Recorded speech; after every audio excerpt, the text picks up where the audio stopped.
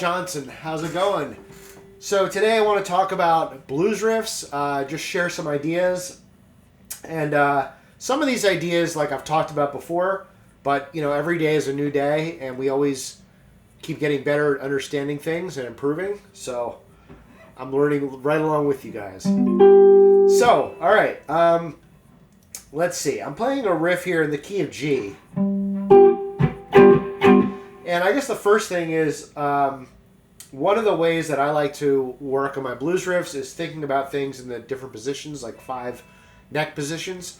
So this is in what I would call position 5. So if I'm in key of G, there's my position 1, position 2, 3, 4, and then the last one here.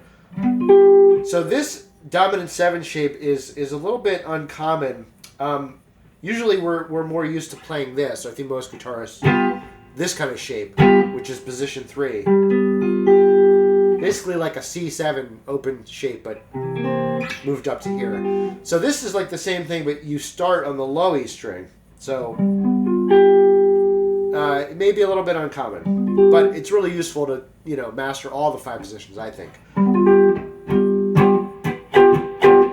You know, and I also want to say one thing that, you know, don't try to learn like all the 5 positions, or don't try to learn too much in one day.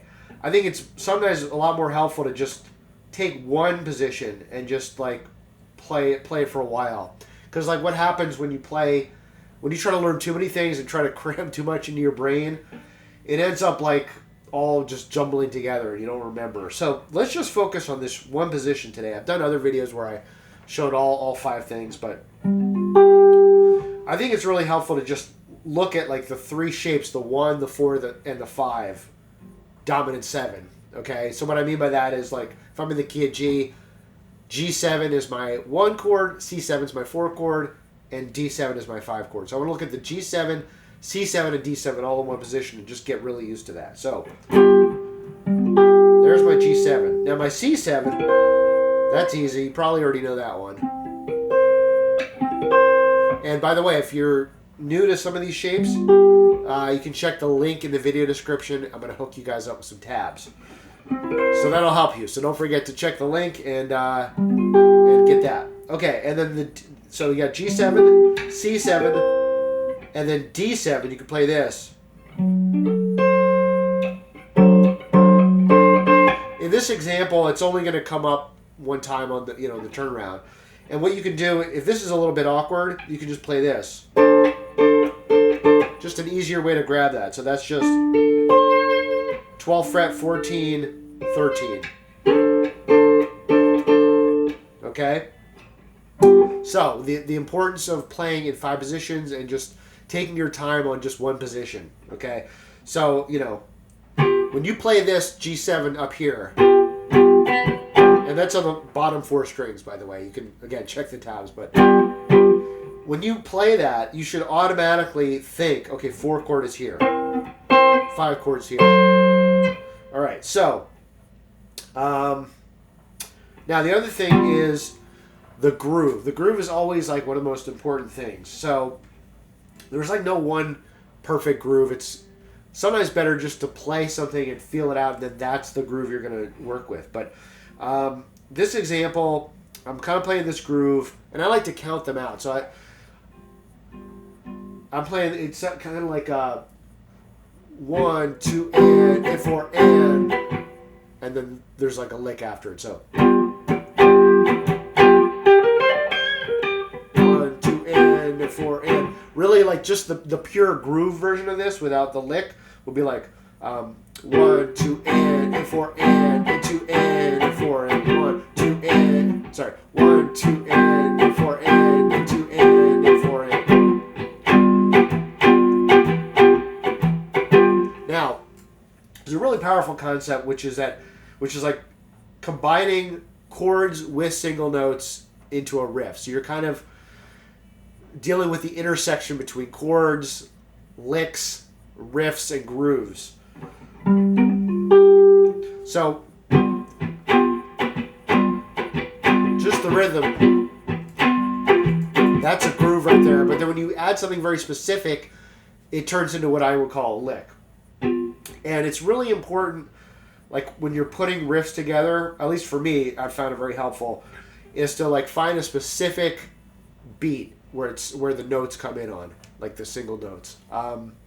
So I find it very helpful to like count out the rhythms. Maybe for me it started as like a a teaching thing, but I find that when I'm very aware of like the actual count, it helps me. It like just makes me more aware of the rhythm, of the groove, and it also helps me to like repeat it like later. But if I'm not necessarily feeling inspired like to come up with a groove on the spot, I can just fall back to some count that I've already come up with. So 1, 2, and 4 and.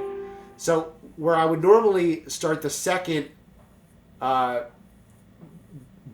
I guess the second beat of the second bar, 1, 2 and 4 and 2 and. So it's like the and 2. Sorry, it's really the second beat of beat 1. So 1 and. Okay. Another concept that I'm just trying to throw in as many concepts as I can here. Another concept is the concept of 2-bar riffs. A lot of riffs, especially with this chord lick formula, are going to be 2 bars. So 1, 2 and 4 and. That's like 1 bar.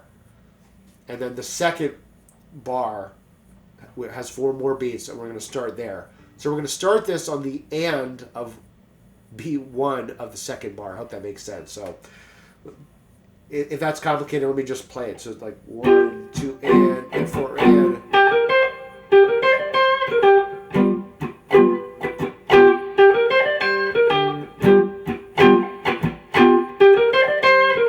1, 2 and 4 and triple T 3 and 4. So that's really the count. And triple T 3 and 4, and that's all in the second bar. 2 and 4 and. So when you on that first bar, when you say 1, 2 and 4 and, that and stretches out past beat 4 and into beat 1 of the next bar. 1, 2 and 4 and. So sometimes when I say and like stretched out and then a short and, that's like where it comes from. 1, 2 and 4 and 2. So that little short and is really where that lick comes in, and it's the second half of beat 1 in the second bar. And triple T 3 and 4. Okay, so one more time, and then we'll keep going. 1, 2 and 4 and triple T 3 and 4. Okay. Now I'm also when I play these riffs, I try to come up with an idea, like a riff for that. Sorry, a riff like that. And then what I'll try to do is make a complete 12-bar progression out of it. So when you have a 2-bar riff like this, you're already, remember, the first 4 bars of a blues are the 1 chord. So when you do a 2-bar riff, you just have to do 1 more 2-bar riff, and then you've got your first 4 bars. So what I did was I played like...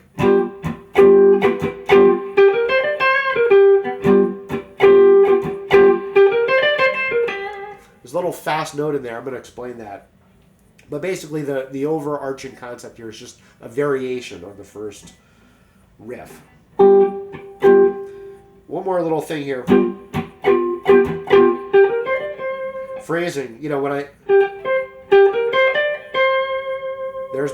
That's my 4th degree note. But it's up to you how much you want to emphasize that. You could really like add a lot of heavy vibrato there, and you get a little bit of a different feel.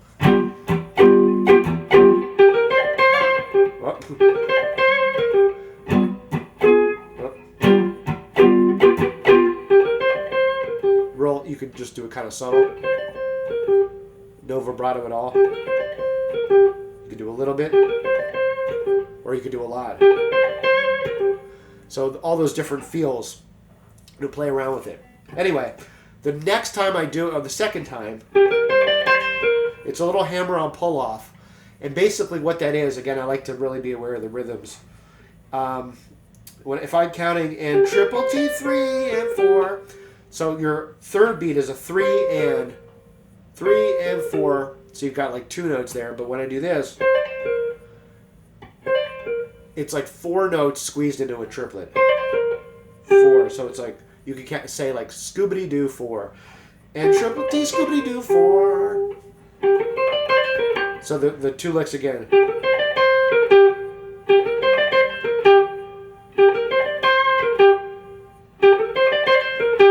So get used to that. It's a very common type of phrase when you have a triplet feel.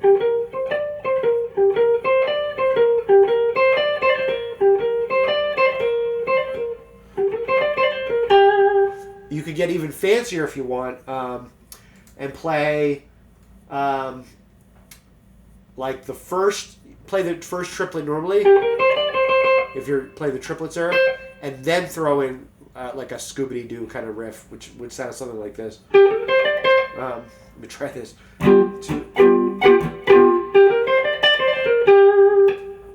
So that's like a trip Scoobity Doo 4. It's like you're doing the triplet, first triplet, and then a 4-note grouping in place of 2 more triplets. So once again, that really fancy one. And you could even make it even more fancy by making the last beat, instead of just 4, you could 4 and so like this. All right, but now we're getting into some we're getting complicated. So again, let's go back to basics. So the basic one and the more complicated one. All right, so that's the whole first 4 bars. Then I'm going to the 4 chord on my C7.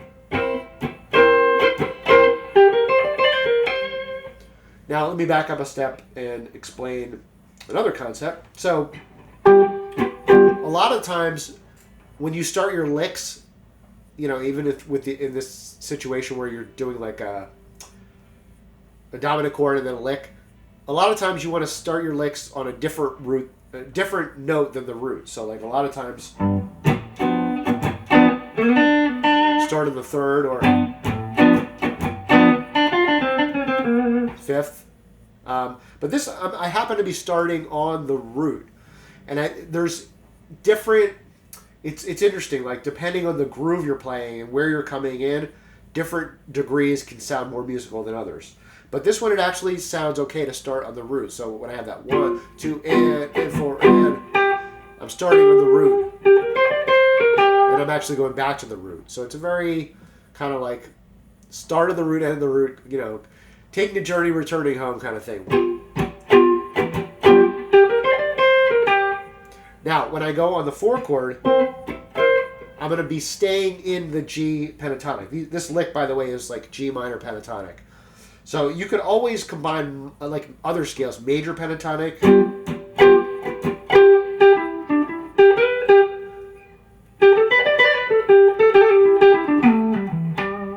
different sound, but there's something about that minor pentatonic which is like a low down kind of feel. So when I go to the 4 chord, I'm going to stay on that minor pentatonic. You could also do licks where you're going and 4 chord where you're going to the C minor pentatonic or some other scale, but in this case we're staying on the G minor, and I think that's musical. But what I'm doing, and it's pretty cool and subtle, is like I'm just ending on the 4. And that sort of ties in really nicely with the 4 chord. So once again.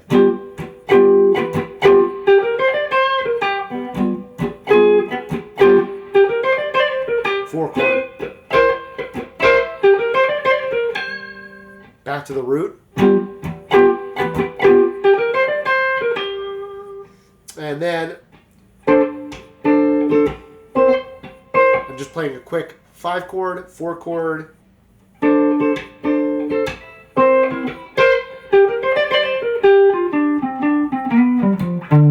So this, it's like the same theme, but I'm coming in sort of on a different beat, like 1, 2, and 1, 2, and. It's really like the and of the three, like trip, T trip, 1 and 2, 3, 4. Let me see. 1.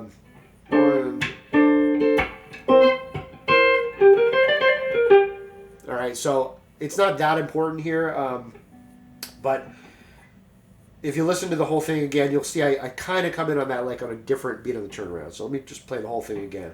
But I'll explain the turnaround lick, and then I'll play the whole thing. So I'm just kind of walking down the pentatonic scale. And then I'll slide here. That's the major third of the G. So it's just a little departure at the very end from the minor pentatonic. So the whole thing.